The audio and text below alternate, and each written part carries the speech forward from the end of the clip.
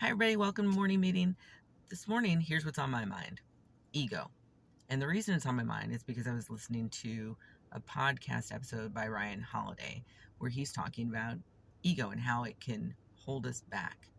And there were two things that came up in that talk that sort of stuck with me. And one of them was you can't improve that which you believe to be perfect, and you can't learn that which you think you already know. Now, these are things I've heard before, but sort of skimmed over. But today, I'm really thinking about it. And I got to thinking about it in terms of martial arts. For those of you who aren't aware, I'm a martial artist and have been for a number of years. Started learning when I was about 17 or so. Now, the reason I got into martial arts, there were two reasons. One, I just thought it was cool and I wanted to learn how to fight and defend myself. And I thought, that's a good way to do it.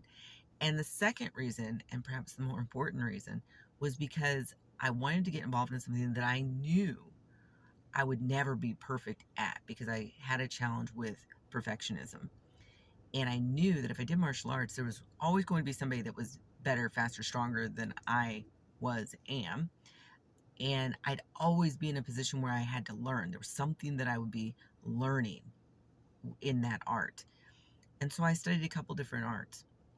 Now, one of the challenges I found with this and how it relates to ego is that, at least for me, when I got good at a particular style that I was studying, ego got in the way. And I had a hard time getting out of my own way and learning from someone else who was clearly going to be able to teach me something. I was allowing ego to get in the way. And that's a shame, right? Because that stops you from learning. And that's what it was doing for me in an art that I absolutely love studying, by the way. And so this was a really good reminder listening to this episode about ego, about how it stops you from learning things because you already think you know everything. And if we go back to what I said, which is in martial arts, there's always somebody that's faster, better, stronger, whatever than you are, and there's always someone who knows something you don't know in a various style, whatever the style is. There's always something to learn. And that's especially true for things like Hapkido and Aikido, which are two styles that I love.